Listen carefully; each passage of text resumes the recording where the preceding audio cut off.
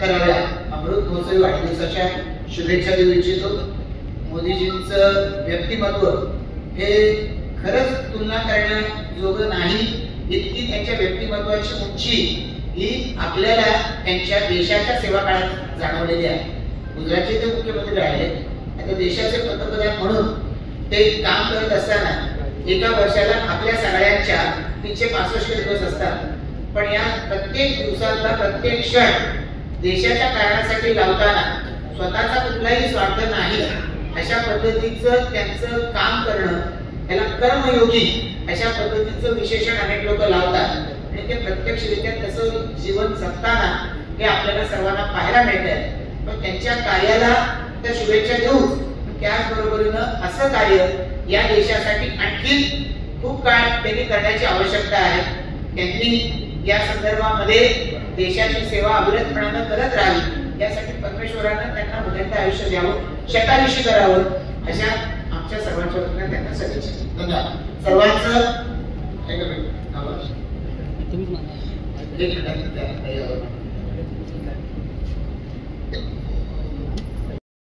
मंचावर उपस्थित पनवेल से कार्यसम्राट आमदार प्रशांतजी ठाकूर, आमचे रायगड जिल्ह्याचे अध्यक्ष अविनाशजी कोळी, सरचिटणीस नितीनजी पाटील, श्री गुरुकुलम न्यासच्या मंजिरीताई फडके, संस्कार भारतीच्या जुईली चव्हाण आणि त्याचबरोबरीनं संस्कृत भारतीच्या अनया करंदीकर मॅडम, यांच्यावर उपस्थित गणेश जगताप, चिन्मय समेळ, अमोल खेर आणि शांतनाथ तुंडे, आपल्या सर्वांचं या ठिकाणी स्वागत करत असताना श्रीमद भगवद्गीता याचा एक महायज्ञ आज या गुरुपक्ष हॉल या हॉलमध्ये संपन्न झाला आणि यानंतर एक मोठी घोषणा करण्यासाठी ही पत्रकार परिषद आयोजित केलेली आहे.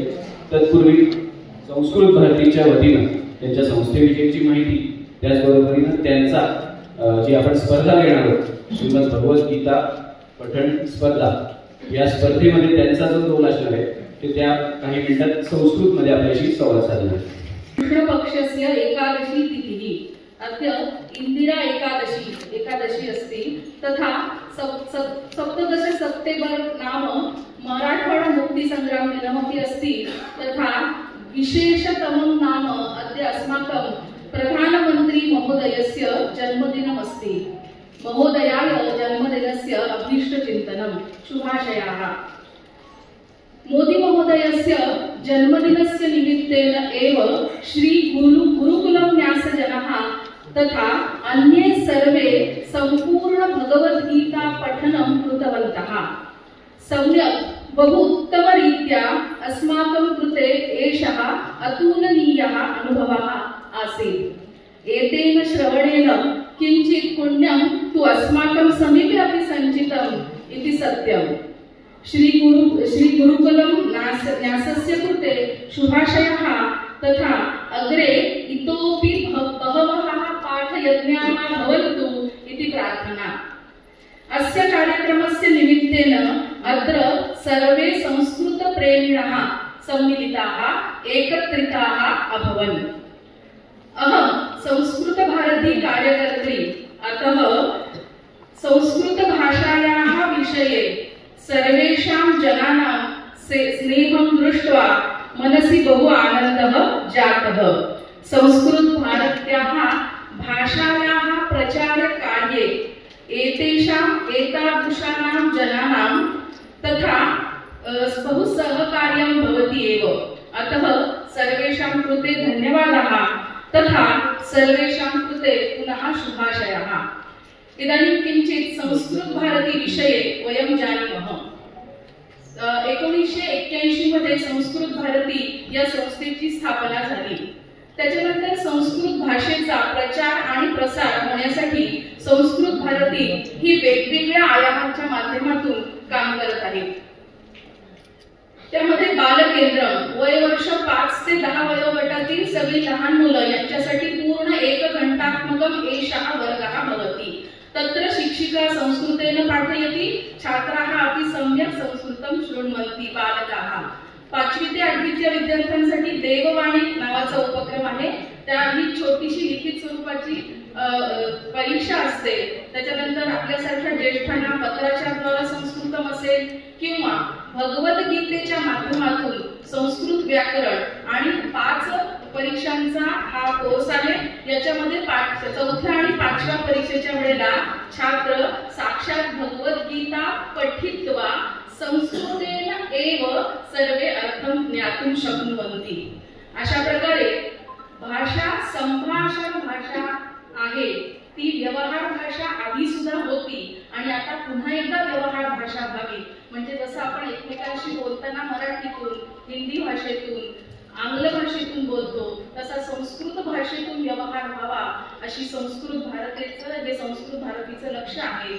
समाजामधनं प्रतिसाद मिळतच आहे आणि अजूनही मिळत राहील अशी या निमित्ताने अपेक्षा।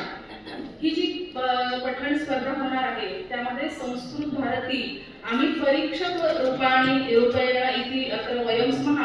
अधिक माहिती यापुढे स्पर्धेबद्दल येणारच आहे। संस्कृत भारतीचा रोल तिथे परीक्षक म्हणून संस्कार भारतीच्या वतीनं ॲडव्होकेट जुईली चव्हाण आपल्याला संबोधित करतो। नमस्कार। संस्कार भारती ही कलेच्या माध्यमातून समाज मनावर संस्कार करण्यामध्ये प्रयत्नशील आहे। मागील 40 वर्षांपासून अखिल भारतीय पातळीवरती संस्कार भारतीचं कार्य चालू आहे।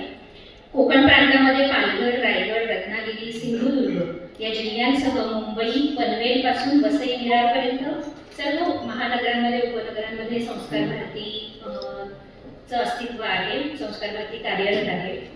दृश्यकला, मंचीय कला, साहित्य, लोककला आणि कला धरोहर म्हणजे प्राचीन कला अशा 5 विभागात संस्थेचं कार्य चालतं। सामाजिक समरसता, नागरी कर्तव्य, कुटुंब प्रबोधन, स्वदेशी, पर्यावरण रक्षण याच्या जागृतीसाठी कलेच्या माध्यमातून सर्वस्पर्शी प्रभाव टाकण्याचा प्रयत्न विविध उपक्रमांच्या माध्यमातून केला जातो। जसं की कला प्रदर्शन, स्पर्धा, चर्चासत्र, व्याख्यान, कार्यशाळा, कला महोत्सव हे संस्कार भारतीकडून आयोजित केलं जातं किंवा त्यांच्या आयोजनामध्ये संस्कार भारतीचा सहभाग असतो। वैचारिक दिशा या सगळ्या प्रकारच्या उपक्रमांना, कार्यक्रमांना देण्याचं कार्य हे प्रामुख्याने संस्कार भारतीचं उद्दिष्ट आहे। महाविद्यालयांशी संलग्न होऊन तरुण पिढीपर्यंत आपल्या प्राचीन कला पोहोचवण्याचा विशेष प्रयत्न संस्कार भारतीचा आहे। आजच्या या कार्यक्रमाच्या निमित्ताने कुटुंब प्रबोधन हा जो संस्कार भारतीचा हा जो आयाम आहे याचा उद्देश साध्य होत आहे। यापुढे ज्या स्पर्धांची अनाउन्समेंट होईल त्याच्यामध्ये संस्कार भारतीचा हा वैचारिक सहभाग असणार आहे आणि संपूर्ण स्पर्धेच्या आयोजनामध्ये संस्कार भारतीचा सहभाग असणार आहे। एक विशेष इथे उल्लेख करावासा वाटतो की मी मगाशी उल्लेख केल्याप्रमाणे पर्यावरण रक्षण हाही एक आयाम आहे संस्कार भारतीच्या कार्याचा आणि त्या दृष्टीने आता जर आपल्या लक्षात आलं असेल तर या कार्यक्रमाच्या दरम्यान कमीत कमी कचरा निर्मिती होईल असा प्रयत्न आयोजकांकडून केला गेला आहे। सामान्यतः अशा प्रकारच्या कार्यक्रमांमध्ये डिस्पोजेबल वस्तूंचा, मटेरियलचा वापर खूप जास्त प्रमाणात केला जातो, परंतु तसं न करता ते टाळण्याचा प्रयत्न केला आहे। तर मला असं वाटतं आपण आयोजकांसाठी सगळ्यांनी एकदा टाळ्या वाजवायला हरकत नाही। धन्यवाद। अविनाशी कोळी यांना विनंती करतो की त्यांनी एकंदरीत स्पर्धेविषयी माहिती द्यावी। सगळ्यांनाच माहिती आहे आज आपल्या देशाचे पंतप्रधान माननीय नरेंद्रजी मोदी साहेब यांचा वाढदिवस आणि आजच्या त्यांचा जो जन्मदिवस आहे त्या जन्मदिवशी भारतीय जनता पार्टीच्या बरोबरीनेच संपूर्ण देशभरामध्ये विविध संघटना संस्थांच्या मार्फत अनेक कार्यक्रमांचं आयोजन केलेलं आहे आणि सकाळी भारतीय जनता पार्टी असेल आणि त्याचबरोबरीने संस्कार भारती, संस्कृत भारती आणि श्री गुरुकुलम न्यास यांच्या वतीने आपण मोदीजींच्या जन्मदिवशी त्यांना दीर्घायुष्य लाभावं यासाठी आपण सकाळी श्रीमद भगवद्गीता पठणाचा महायज्ञ आपण यावेळेला इथे केला आणि त्यावेळेला पण तुम्ही सगळेजण उपस्थित होता त्याबद्दलही तुमचे आभार। आणि हे पटण आपण या वेळेला यज्ञ केला आणि त्याच बरोबरीने ज्या वेळेला माननीय मोदी साहेबांच्या वाढदिवसाच्या निमित्त आणि पुढचे 15 दिवस वेगवेगळ्या कार्यक्रमांचं नियोजन करत असताना आम्ही जेव्हा सगळे चर्चा करत होतो त्यावेळेला माननीय आमदार प्रशांतजी ठाकूर साहेब यांच्या संकल्पनेतून आणि त्यांनी कल्पना मांडली की आपण हे पटण यज्ञ करतोच आहोत, पण त्याच बरोबरीने आपण याची स्पर्धा ही सुद्धा आपण घ्यायला पाहिजे अशी संकल्पना त्यांनी कल्पना मांडली. आणि मग त्याच्यानंतर मग आम्ही सगळ्या संस्थेचे पदाधिकारी संस्कार भारती, संस्कृत भारती आणि श्री गुरुकुलम न्यास आमच्या 3-4 बैठका झाल्या आणि मग या पद्धतीचा स्पर्धा कशी घ्यायला पाहिजे तर त्या संदर्भातला विषय चर्चा केल्यानंतर आम्ही ठरवलं की ही स्पर्धा जी आहे या स्पर्धेचं घोषणा ही आपण आज मोदीजींच्या वाढदिवसाच्या तालुका क्षेत्र यापुरती यावर्षी आपण मर्यादित ठेवली आहे. कारण ज्या ज्या वेळेला आम्ही बैठकांमध्ये बसलो चर्चा केली तर याची व्याप्ती ही पुढच्या वर्षी त्याच्या पुढच्या वर्षी असं पुढच्या 10-12 वर्ष काय आपल्याला करता येईल या संदर्भात 12वा अध्याय जो आहे त्या 12व्या अध्यायातले पहिले 10 श्लोक हे त्यांनी म्हणायचे आहेत. तिसरी आणि चौथीचा पहिला गट असणार आहे. 12व्या अध्यायातले 1 ते 10 श्लोक हे त्यांनी म्हणणं आपल्याला अपेक्षित आहे. त्यांची ती स्पर्धा पहिल्या गटाची होईल. दुसरा गट जो आहे तो 5वी, 6वी आणि 7वी यांचा दुसरा गट असणार आहे आणि त्याचा 12वा अध्याय जो आहे भक्ती युगाचा जो अध्याय आहे तो 12वा अध्याय पूर्णपणे त्याने पठण केलं पाहिजे, म्हटलं पाहिजे. त्यामुळे दुसरा जो गट आहे त्याला 12वा अध्याय हा म्हणजे फक्त 12वा अध्याय हा पूर्णपणे त्याने म्हटलं पाहिजे. तिसरा जो गट आहे 8वी, 9वी आणि 10वी या गट आहे त्याचा 15वा जो अध्याय आहे हा 15वा अध्याय हा पूर्णपणे त्यांनी म्हटलं पाहिजे. आणि त्याचे निकष जे आहेत ते निकष मगाशी सांगितले की आपण त्याचंही डिटेलिंग सांगू आम्ही. तर त्याच्यानंतर चौथा जो गट आहे तो चौथा गट हा खुला गट आहे आणि खुला गट जो आहे तो खुला गट आपण काळामध्ये वगैरे देणार आहोत.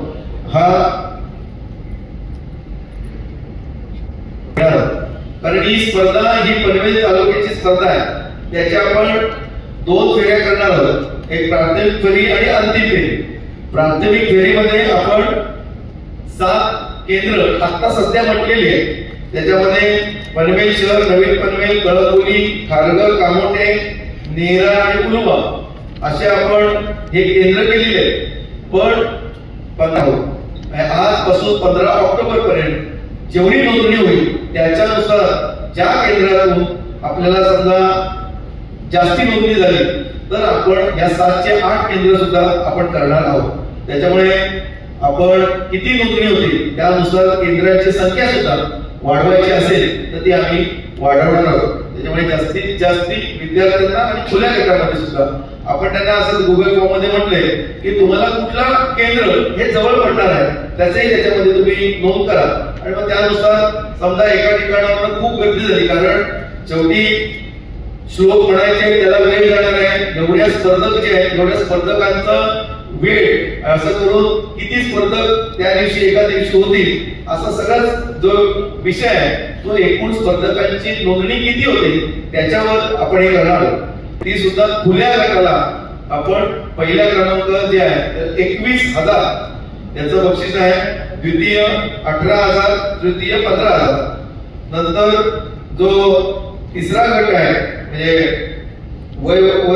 इयत्ता 8वी ते 10वी त्यांना 15,000, 11,000 आणि 8,000. इयत्ता 5वी, 6वी, 7वीचा जो गट आहे त्याला 11,000, 8,000 आणि 5,000.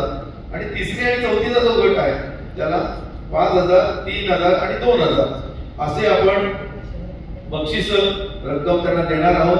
त्याचबरोबर त्यांना सगळ्यांना सहभाग प्रमाणपत्र हे सुद्धा आपण त्याचा आपण देणार आहोत. त्याच्यामुळे ही स्पर्धा जी आहे या स्पर्धेचं आपण जी स्पर्धक काही नाव नोंदणी करतील आणि कोणी जर मागणी केली तर आपण त्याला PDF किंवा ऑडिओ सुद्धा त्या श्लोकांचे आपण देणार किंवा त्यांचा त्यामुळे आज श्रीमद भगवद्गीता पठण स्पर्धा भारतीय जनता पार्टी, संस्कार भारती, संस्कृत भारती आणि श्री गुरुकुलम न्यास यांच्या मार्फत ही पनवेल तालुक्यात मर्यादित ही आपण स्पर्धेचं आज आम्ही घोषणा केलेली आहे.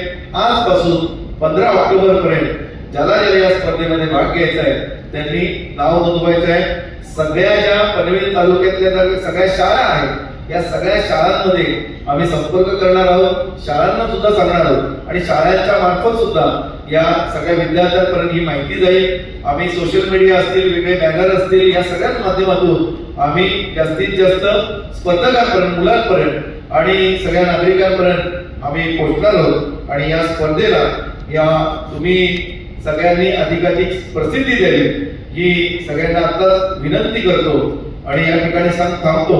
अजून तुम्हाला काही अतिशय यथार्थपणानं त्याचं सार सगळं काढलंय आणि गावोगाव महाराष्ट्राच्या कानाकोपऱ्यामध्ये जे पारायण सप्ताह होतात याच्यामधून या संतांचे अभंग, हे श्लोक याचे वेगवेगळ्या ठिकाणी निरूपण होतात, कीर्तन याच्यावरतीच आधारित असतात.